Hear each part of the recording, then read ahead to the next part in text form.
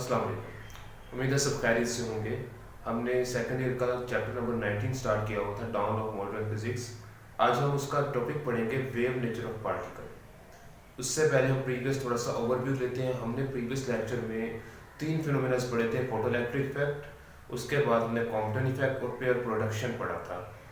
Pair production के बाद उन सबको स्टडी करने के बाद हमें ये पता चला कि जो फोटोन होते हैं वो पार्टिकल नेचर रखते हैं। पार्टिकल नेचर कैसे रखते हैं? जैसे फोटोन जो थे, हमने इंटरेक्शन करवाया मैटर के साथ, तो उन्होंने एनर्जी अपनी प्रोवाइड की मैटर को, जिससे मैटर से इलेक्ट्रॉन बाहर निकले, जिसे हमने फोटोइलेक्ट्रिक इफेक्ट का नाम दिया। अब वो कैसे था?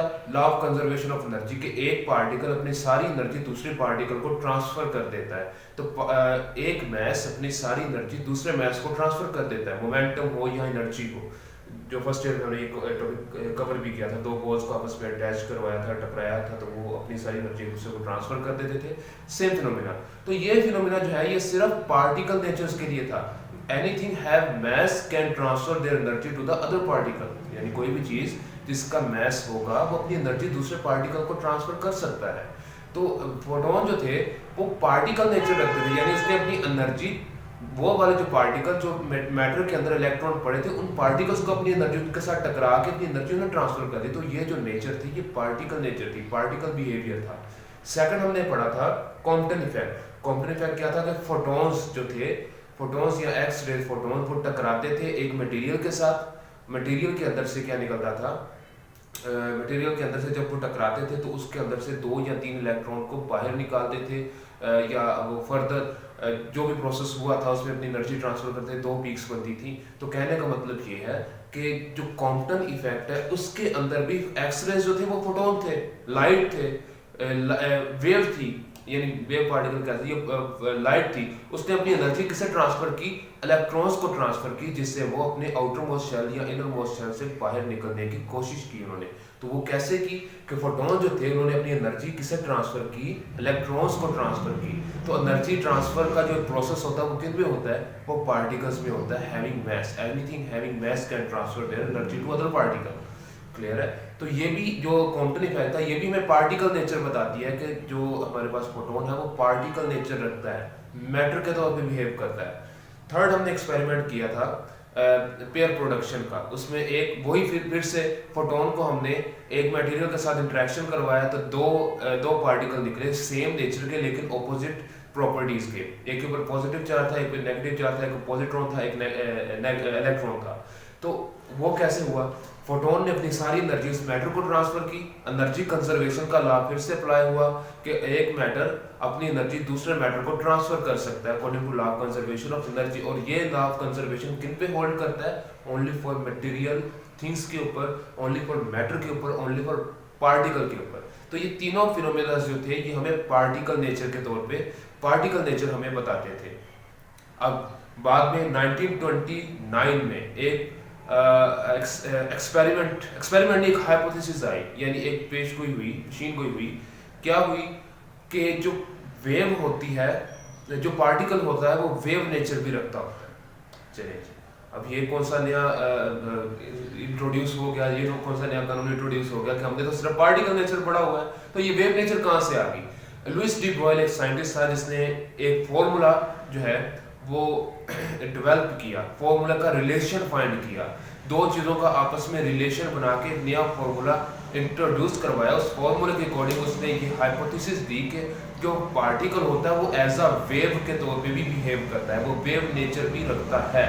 जैसे मैंने आपको पहले बताया था, फोटॉन्स जो होते हैं एक इलेक्ट्रोमैग्नेटिक वेव होती है। सूरज से इलेक्ट्रोमैग्नेटिक वेव को गुजरने के लिए किसी भी मटेरियल मीडियम की जरूरत नहीं होती। सूरज से आने वाली जो लाइट जमीन पे पहुंचती है उससे रास्ते में किसी मटेरियल मीडियम की जरूरत नहीं पड़ती, वो स्पेस में ट्रांसफर हो सकती है।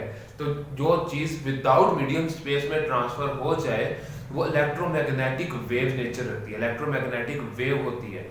लेकिन लाइट जब जमीन पे आई तो उससे लाइट के आगे हमने कोई मटेरियल रखा, तो वो मटेरियल जो था हमें 3 फिनोमेना शो करवाने लग गया, पेयर प्रोडक्शन, फोटोइलेक्ट्रिक इफेक्ट और कॉम्पटन इफेक्ट। तो हमने ये उस चीज़ को उसने ऑब्जर्व किया और बताया कि जो फोटॉन्स हैं वो पार्टिकल नेचर भी रखते हैं और वेव नेचर भी लिखते हैं। सूरज से जमीन तक आने के लिए उन्हें वेव नेचर की जरूरत पड़ती है। आगे जब जैसे भी किसी मटेरियल की आगे से एक्सपोज करवाएंगे तो वो पार्टिकल नेचर शो करवाएगा। ये चीज उसने किस बेस पे दी, उसके ऊपर हम स्टडी करते हैं। उसने एक फॉर्मूला डेवलप किया, वो कुछ इस तरह था कि E equals to mc² for particle nature. For particle nature हमने पीछे ये फॉर्मूला डिस्कस किया था। ये पार्टिकल नेचर शो करवाता है। एनर्जी कंजर्वेशन के लिए हमने ये फॉर्मूला अप्लाई किया था। अब यूज किस चीज को किया था हमने? फोटॉन्स को यूज किया था। और फोटॉन्स के लिए एनर्जी होती है E equals to hf। Clear है ना? अब देखें ना, जितने भी हमने तीनों स्टडी किए ना, पेयर प्रोडक्शन थी, उसके बाद कॉम्पटन इफेक्ट था, फोटोइलेक्ट्रिक इफेक्ट था, उसमें फोटॉन्स को यूज किया। फोटॉन्स को यूज करवा के आगे हमने पार्टिकल निकाले। तो पार्टिकल की एनर्जी हम E इक्वल्स टू mc² से लिखते हैं क्योंकि पार्टिकल का मास होता है। फोटोन की energy E equals to hf से हम लिखते हैं क्योंकि फोटोन का मास नहीं होता। अब ये दो फॉर्मूले उसने कंबाइन करने की कोशिश की। जब उसने कंबाइन किया तो एक नया हाइपोथेसिस बना कि जो पार्टिकल है वो वेव नेचर के तौर पे भी बिहेव करता है, वेव जो है वो पार्टिकल के तौर पे भी बिहेव करती है। कैसे करती है देखते हैं। चलिए दोनों का कंपैरिजन करवा लें। mc² equals to hf। Clear है? अब फ्रीक्वेंसी है, फ्रीक्वेंसी किस चीज की होती है? वेव की फ्रीक्वेंसी होती है, मैटर की फ्रीक्वेंसी नहीं, वेव की फ्रीक्वेंसी होती है। कोई भी वेव है उसकी फ्रीक्वेंसी होती है, वेवलेंथ होती है और उसके अलावा उसकी एम्पलीट्यूड होता है। तो फ्रीक्वेंसी वेव की होती है और वेव की स्पीड को फाइंड करना हो तो v equals to f lambda. Clear है? फ्रीक्वेंसी का अगर रिलेशन निकालना हो तो v equals to f lambda से हम निकालेंगे।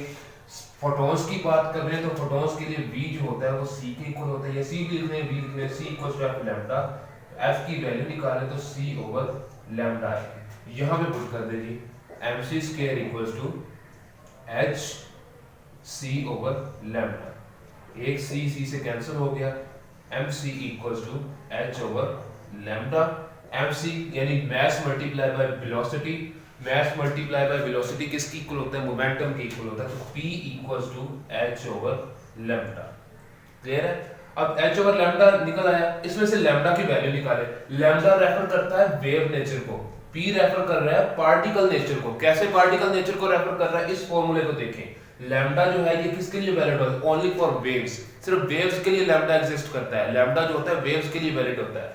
और mc किसके लिए वैलिड होता है? ये कोई भी मास, जैसे मोमेंटम क्या होता है कि मास के रिस्पेक्ट कोई चीज कितना मूव कर सकती है, तो मास के रिस्पेक्ट कोई पार्टिकल कितना मूव कर सकता है। तो ये कौन सी नेचर आ गई? ये पार्टिकल को इंटीग्रेट कर रहा है। पार्टिकल का मास होता है, वेव का मास नहीं, वेव की वेवलेंथ होती है।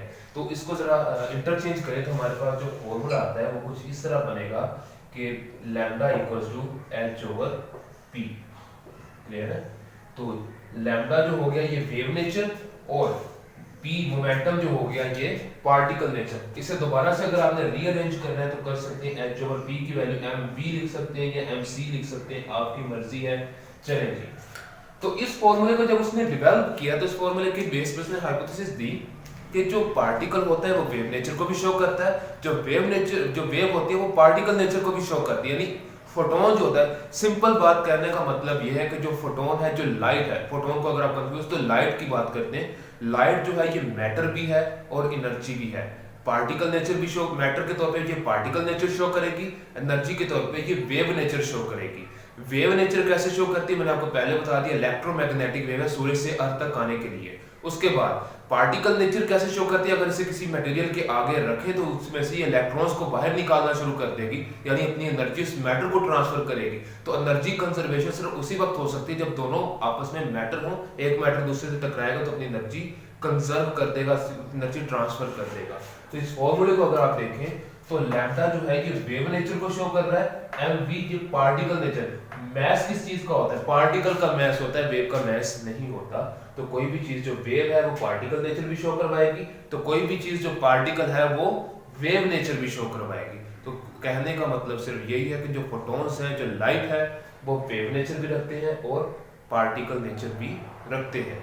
ये थी जी हमारे पास पार्टिकल नेचर, और इस टॉपिक का नेम वेव पार्टिकल डुअलिटी भी है।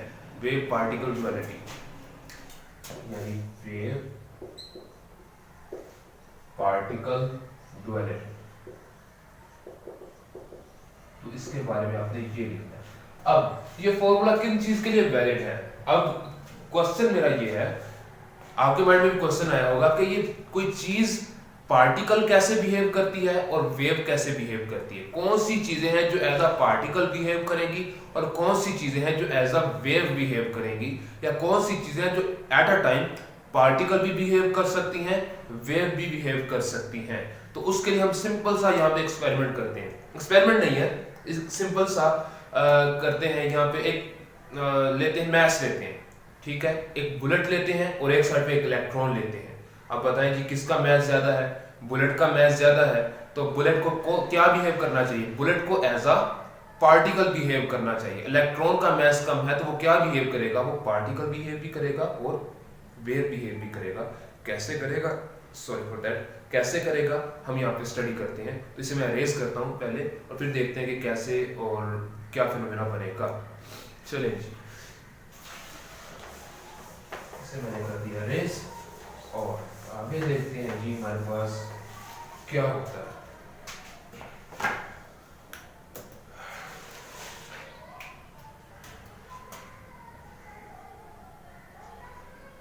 हमारे पास जो है फॉर्मूला जो था lambda equals to h over p, lambda equals to h over m v. अब हमारे पास एक बुलेट है, बुलेट का मैथ जो है वो 2 ग्राम है, ठीक है। उसके बाद वो कितनी स्पीड से जा रहा है, उसकी वेलोसिटी है 330 मीटर पर सेकंड। हमने जब बुलेट को शूट किया तो 330 मीटर पर सेकंड के तौर पे की स्पीड से वो वेलोसिटी से मूव करने लग गया। अब हमने ये बताना है कि ये bullet as a wave behave करेगी कि एज अ पार्टिकल बिहेव करेगी, क्योंकि अभी हमने पढ़ा था जो भी पार्टिकल है वो वेव भी बिहेव करता है और कोई भी वेव पार्टिकल बिहेव भी करती है। तो इसको हम स्टडी करते हैं कि ये जो बुलेट अगर स्पीड से फेंके तो ये पार्टिकल नेचर शो करेगी कि वेव नेचर शो करेगी। अगर देखा जाए नॉर्मली ये पार्टिकल नेचर ही शो करती है, क्योंकि जहां पे भी ये टकराएगी वहां पे डैमेज क्रिएट करेगी और डैमेज हमेशा वही चीज क्रिएट करती है जिसका मैस होता है। तो एज अ लॉजिकली तो हम कह सकते हैं कि पार्टिकल बिहेव करेगी, लेकिन इस फॉर्मूले में पुट करके ये स्टडी करते हैं कि ये वेव नेचर बिहेव करती है कि पार्टिकल नेचर बिहेव करती है। चलें, अब 2 ग्राम है, इसे 1000 में डिवाइड करें तो ये आ जाएगा 0.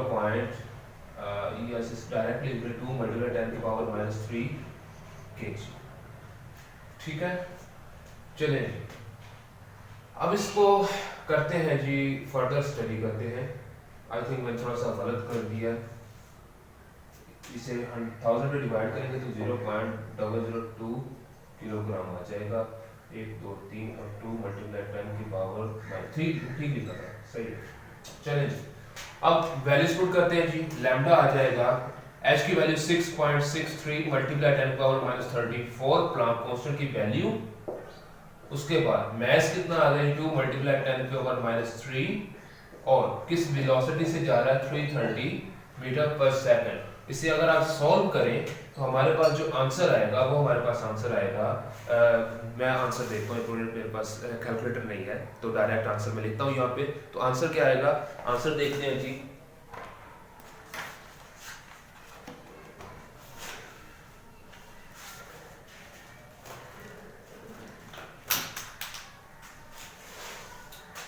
वन मल्टीप्लाई 10 की पावर -34 मीटर। चले जी, ये हमारे पास वेवलेंथ आ गई। अब ये देखें कि ये -34 है, -34 का मतलब कि ये वेवलेंथ बहुत बहुत स्मॉल है, इतनी स्मॉल है कि ये हवा भी इसे डिफ्लेक्ट नहीं कर सकती, या हवा का भी इसके ऊपर कोई इफेक्ट नहीं आएगा। एक मीडियम से दूसरे मीडियम में जब इंटर होगी तो कोई इसे फर्क नहीं पड़ेगा। ये वेवलेंथ बहुत स्मॉल है, यानी अगर वेवलेंथ स्मॉल होगी तो मोमेंटम क्या होगा, वो ज्यादा होगा। कैसे होगा, ये देखिए वेवलेंथ स्मॉल है, दोनों का रिलेशन क्या है, इनवर्स रिलेशन है। लैम्डा कम है तो पी क्या हो जाएगा, ज्यादा हो जाएगा।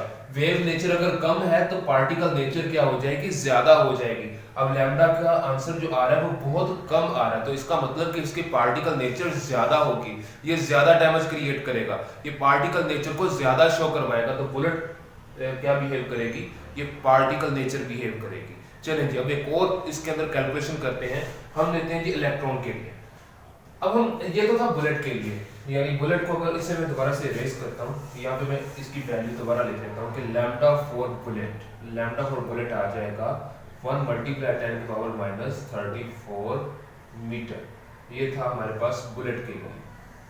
अब हम यहाँ पे इलेक्ट्रॉन की बात करते हैं। इलेक्ट्रॉन का मास कितना होता है? इलेक्ट्रॉन का मास हमारे पास होता है जी 9.1 मल्टीप्लाई 10⁻31 किलोग्राम, और किस वेलोसिटी से मूव कर रहा है?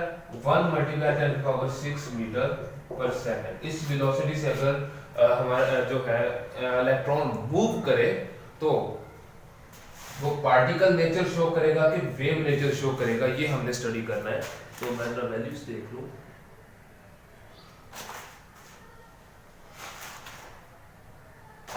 ठीक है, मैंने वैल्यूज देख ली हैं, वो ये वैल्यू ठीक है।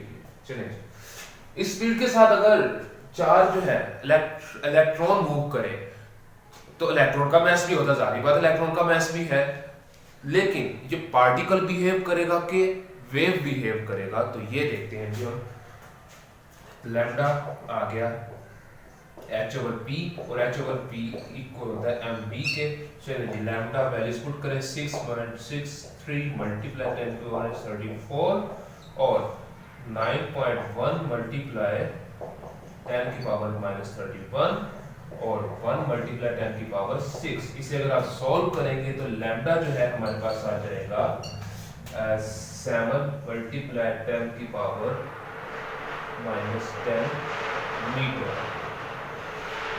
चलिए, ये ही हमारे पास वेवलेंथ है इलेक्ट्रॉन की। अब ये जो वेवलेंथ 10⁻10 जो हमने प्रीवियस पढ़ा है, ये जो होती है ये एक्स रेज की वेवलेंथ होती है। तो X rays as a wave behave करती है, एक्स रेज वेव भी बिहेव करती है, पार्टिकल नेचर तो आपको बता दिया। तो एक्स रेज जो है वो एज अ वेव बिहेव करती हैं, और वेव बिहेव करने के बाद जब वो आगे जाके इंटरेक्शन करेंगी तो अपनी पार्टिकल नेचर को शो कर देगी। तो ज्यादा फर्दर डिटेल में नहीं जाते, इसे स्टडी करते। अब इन दोनों का कंपैरिजन करें, ये देखें और ये देखें, किसकी वेवलेंथ सबसे ज्यादा है? इसकी वेवलेंथ सबसे ज्यादा, इलेक्ट्रॉन की वेवलेंथ सबसे ज्यादा हो इसके कंपैरिजन से वेवलेंथ जो है इलेक्ट्रॉन की ज्यादा है, यानी इसकी वेव नेचर ज्यादा है, तो पार्टिकल नेचर क्या हो जाएगी? वो कम हो जाएगी। तो इलेक्ट्रॉन को अगर आप किसी दीवार के साथ हिट करें तो वो वहां पे डैमेज क्रिएट नहीं करेगी, वो एज अ वेव बिहेव करेगी। लेकिन उसकी रिस्पेक्ट अगर आप किसी बुलेट को दीवार के साथ हिट करें तो वो वहां पे बेंड नहीं होगी, वो वहां पे वेव नेचर नहीं शो करवाएगी, वो वहां पे पार्टिकल नेचर शो करवाएगी। तो ये था हमारे पास सिंपल सा कॉन्सेप्ट कि अगर कोई चीज ज्यादा वेवलेंथ है तो उसका मतलब उसकी पार्टिकल नेचर कम हो जाएगी, अगर किसी की पार्टिकल नेचर ज्यादा है तो उसकी वेव नेचर कम हो जाएगी। अब देखें, इसकी वेवलेंथ कम थी, बहुत कम है, -34 और ये -10 दोनों का कंपैरिजन करें, ये वेवलेंथ बहुत कम है, यानी इसकी वेव नेचर बहुत कम है। तो ये क्या शो करवाएगी? ये पार्टिकल नेचर शो करवाएगी, पार्टिकल डायफ्रैक्शन और इंटरफेरेंस का फिनोमेना शो नहीं करवाता।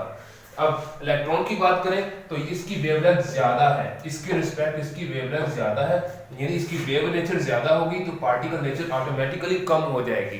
अब electron as a wave behave करता है, यानी इलेक्ट्रॉन जो है आपको वेव नेचर शो करवाएगा, और वेव जो होती है वो डिफ्लेक्ट भी हो जाती है, इंटरफेरेंस भी शो करवाती है।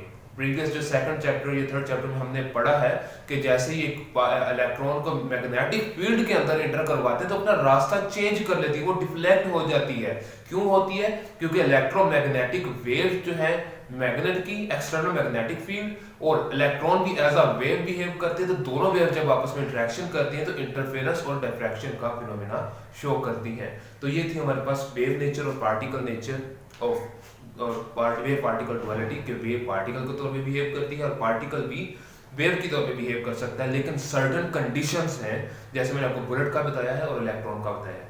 फर्दर कोई आपको क्वेश्चन हो तो आप कमेंट कर सकते हैं। आज के लिए इतना था, इसे अच्छे से स्टडी करें। ये सिर्फ हाइपोथेसिस थी, ये डी ब्रॉयल की सिर्फ हाइपोथेसिस थी, उसने सिर्फ ये कॉन्सेप्ट दिया था, थ्योरेटिकल कॉन्सेप्ट दिया था।